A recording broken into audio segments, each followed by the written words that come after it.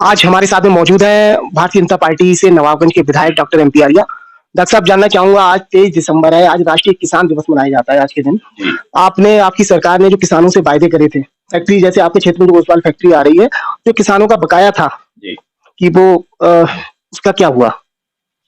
देखिए, ओसवाल फैक्ट्री वालों से मेरी बात हुई थी और किसानों का जो बकाया है उन्होंने 25 दिसंबर तक पूरा करने को कहा था, लेकिन मैं धन्यवाद करता हूं कि उन्होंने उससे पहले ही 23 दिसंबर से पहले यानी 22 दिसंबर को ये पूरा कर दिया और आगे जो बाकी पेमेंट है या नया पेमेंट है वो 1 जनवरी से शुरू करेंगे। नहीं, जो हाई कोर्ट है उसका निर्देश है कि 14 दिन के अंदर करने का जो बकाया भुगतान है वो होना चाहिए। अगर नहीं हो पा रहा है तो 15% ब्याज के साथ भुगतान होगा। तो किसानों को ब्याज के साथ में पेमेंट दिया है ओसवाल फैक्ट्री ने या खाली बकाया दिया है? देखिए, बकाया दिया है और ब्याज की ऐसी कोई जानकारी मुझे नहीं है कि कोई इस तरह का निर्देश है। हाँ, ये बात जरूर चलती है कि 14 दिन में किसानों का पेमेंट किया जाना चाहिए, लेकिन फैक्ट्रियों की भी अपनी परेशानियां हैं। लेकिन हम लोग बराबर दबाव बना करके रखते हैं कि किसानों का पेमेंट जितनी जल्दी हो सके उतना पेमेंट किया जाए। 15% जो ब्याज वाली बात जो हाई कोर्ट कह रही है वो आपकी जानकारी नहीं है? हाँ, मेरी जानकारी में नहीं है। लेकिन जो पेमेंट हुआ है वो पिछले सत्र का हुआ है जी। और 1.5 महीना हो चुका है जी। तो 1.5 महीना यानी 14 दिन से ऊपर हो गए, तो पेमेंट तो हुआ नहीं है। करोड़ों रुपए का गन्ना किसानों का वो पेर चुके हैं। देखिए, जो नया पेमेंट है वो 1 जनवरी से शुरू कर रहे हैं और हम लोग प्रयास कर रहे हैं कि इस सत्र का पूरा पेमेंट वो या तो इसी सत्र में समाप्त करें या विद इन अ मंथ और 2 वो उसको पूरा करें।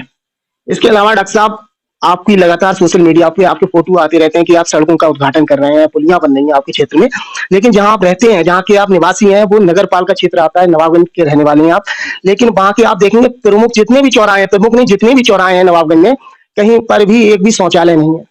अगर बाहर का कोई व्यक्ति आता है और लेडीज आती है, कोई भी अगर आता है तो इतनी दिक्कत होती है कि कहाँ जाए। वो पहला ताहिर थी, वो दूसरी पार्टी की थी, लेकिन अब भारतीय जनता पार्टी से आपके चेयरमैन है, लेकिन कुछ चेंज नहीं हुआ है, शौचालय तो बने नहीं है। देखिए, निश्चित रूप से ये चीज प्राथमिकता में है और मैंने तो हर बार में यही बात कही थी कि अगर नगर को साफ, स्वच्छ और अच्छा नगर बनाना है तो नगर में शौचालय बनाए जाने चाहिए, खासतौर से पुरुषों के लिए भी, लेकिन महिलाओं के लिए भी शौचालय होना चाहिए। बाहर से लोग आते हैं नगर में और यहाँ पर पूरे दिन रहते हैं तो निश्चित रूप से उन्हें इस सुविधा की आवश्यकता रहती है।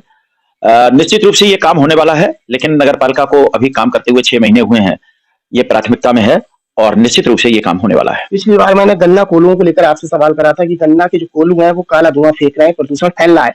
आपने कहा हम बात करेंगे, तो बात हो पाई आपकी? क्योंकि कुछ समय बाद ये जो सीजन है खत्म हो जाएगा, कोल्हू बंद हो जाएंगे और अभी जो काला धुआं फेंक रहे हैं, अड़ोस पड़ोस के जो लोग हैं वो बीमार हो जाते हैं इस धुआं से। रोकने के लिए क्या प्रयास करना है आप? देखिए, प्रदूषण विभाग में इसमें बात हुई है कि इन सबको नियंत्रित किया जाए और धुआं नियंत्रण के जो साधन हैं वो साधन कहीं ना कहीं यहाँ भी यूज होना चाहिए। जैसे फैक्ट्रियों में कार्बन छांटने के लिए अलग से यंत्र लगाए जाते हैं, इन यंत्रों का उपयोग यहाँ भी होना चाहिए, क्योंकि गन्ना किसान की सुविधा के लिए ये सारी चीजें चलना भी बहुत आवश्यक है।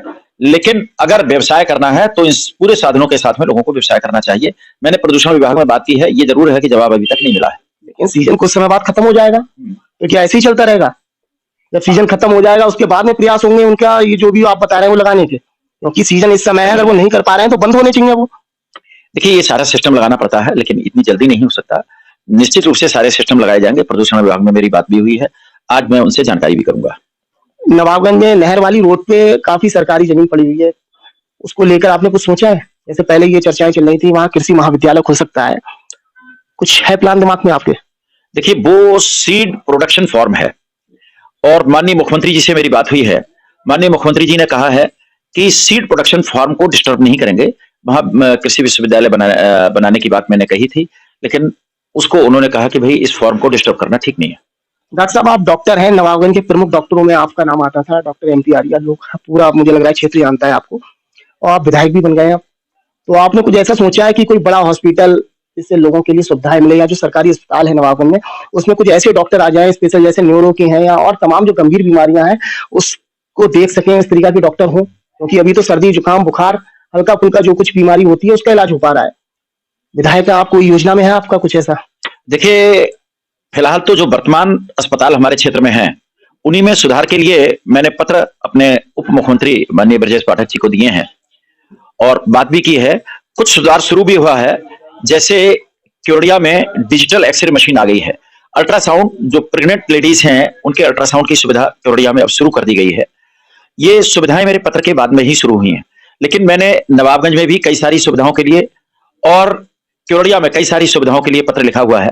नवाबगंज में भी पहले प्रसव के साथ में कभी कभी ऑपरेशन की जरूरत पड़ती है, तो सिजेरियन कराने के लिए मैंने लिखा हुआ था। सिजेरियन नवाबगंज में अब शुरू हो गया है, लेकिन कुछ और सुविधाओं के लिए मैंने लिखा है, देखते हैं कितना उसका रिस्पॉन्स मिलता है। लेकिन मैं निश्चित रूप से माननीय मुख्यमंत्री जी को मिलकर के संपर्क करूंगा और इस बात की कहूंगा कि नवाबगंज में स्वास्थ्य की सुविधाएं और बेहतर की जाए। डॉक्टर साहब, मेरा कहने का मतलब ये है, जैसे हार्ट अटैक, हार्ट की बीमारी होती है, काफी उसमें रुपया खर्च होता है। न्यूरो से संबंधित अगर कोई बीमारी है, ब्रेन हेमरेज है, और तमाम जो बीमारियां होती है न्यूरो से संबंधित, काफी रुपया खर्च होता है इसमें। और जो गरीब लोग हैं जिनके पास आयुष्मान कार्ड है, वो कार्ड भी नहीं चल पाता है इन बीमारियों में। ब्रेन हेमरेज अगर किसी को हो रहा है, यानी कोई न्यूरो से संबंधित बीमारी है, तो पहली बात तो आपके क्षेत्र में कोई डॉक्टर नहीं है।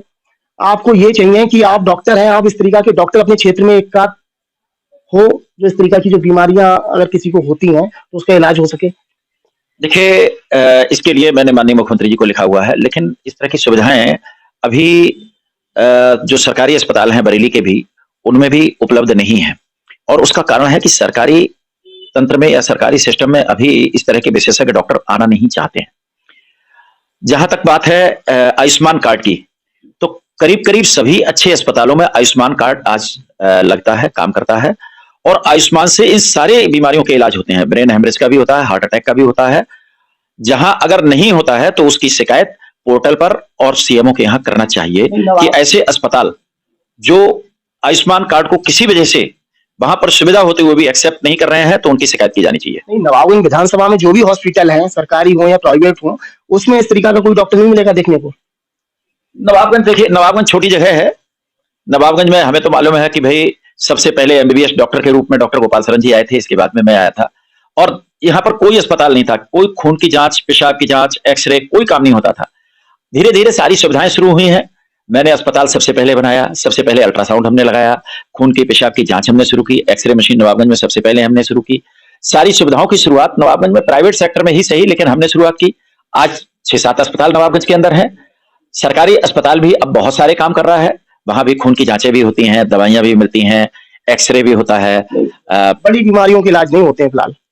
धीरे धीरे सब लोग बढ़ेंगे। देखिए, पहले मैं प्लेन एमबीबीएस डॉक्टर के रूप में था, आज नवाबगंज में एमबीबीएस भी हैं, एमडी भी हैं, एमएस भी हैं। धीरे धीरे सब सुविधाएं बढ़ रही हैं, प्राइवेट सेक्टर में भी और गवर्नमेंट सेक्टर में भी। इसके अलावा डॉक्टर साहब, जहाँ पे आपका हॉस्पिटल है उसके ठीक सामने जो रास्ता है नवाबगंज की स्टेशन रोड, वहां पे आप ये देखेंगे ओवरलोड जो वाहन है वो काफी निकलते हैं, बजरी, बजरपोर्ट, सीमेंट वाली इस तरीके की गाड़ियां अक्सर निकलती हैं टोल टैक्स बचाने के लिए।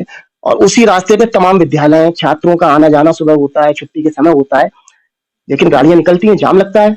और आपका वहीं पर आपका हॉस्पिटल है, उसके सामने ही रास्ता गई है, वहीं के आप रहने वाले हैं, तो कुछ प्रयास करेंगे रोकने के लिए?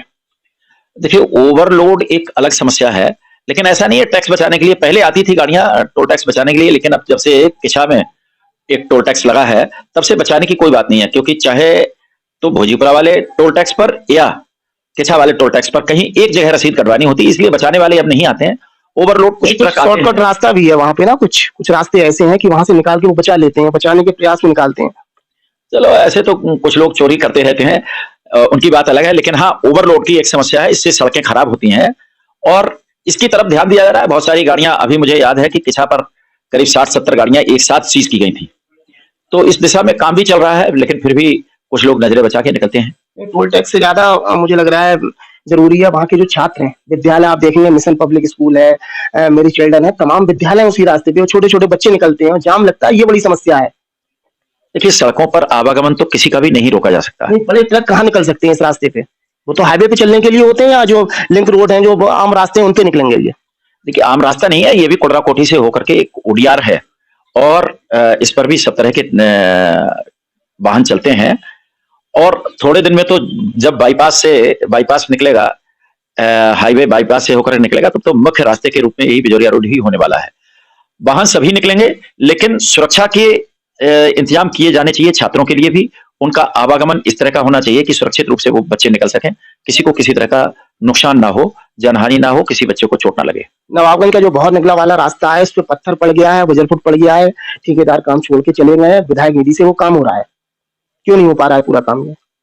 हम आपको जानकारी दे देना चाहते हैं कि विधायक निधि से काम नहीं हो रहा है। पहली बात, किससे हो रहा है? दूसरी बात बता दूं कि रोड बनने को हमने वहां दिया हुआ है, अभी रोड स्वीकृत नहीं हुआ है। ये जो काम हुआ है, पत्थर पड़ा है और रोड ठीक किया गया है। रोड को मोटरेबल करने के लिए मैंने पीडब्ल्यूडी से कहा था कि इसको इस लायक कर दें कि रास्ता मतलब चल सकें, वहां कीचड़ वगैरह ना रहे, तो पीडब्ल्यूडी ने ये पत्थर डाल करके अस्थायी व्यवस्था की है। इसके अलावा मुझे लग रहा है कि 2-2.5 साल बाद फिर से चुनाव होगा विधानसभा का, फिर से आप दावेदारी करेंगे कि टिकट मिले, फिर जीते आप। लेकिन उससे पहले जब आप विधायक हैं, आपके पास समय है, तो कुछ ऐसा नया काम नहीं सोच रहे हैं आप कि जिसे लोग वर्षों याद रखें कि डॉक्टर एम पी आर्य विधायक थे, तब उन्होंने ये काम करा, ऐतिहासिक कार्य वो हो जाए? कुछ प्लान है ऐसा, या सिर्फ आम जो विधायक हैं, आम जो कार्य हैं, सिर्फ वही करते रहेंगे आप? देखिए, सब तरह की योजनाएं हैं और सब काम कर रहे हैं। निश्चित रूप से आपको थोड़े दिन बाद कुछ ना कुछ नया देखने को मिलेगा, ये बाद में बताएंगे। कुछ बता दें थोड़ा सा नया, जैसे लोग जो आम के कुछ चीजें वोटर हैं, सपोर्टर हैं। अच्छी रहती हैं, बाद में ही बताएंगे।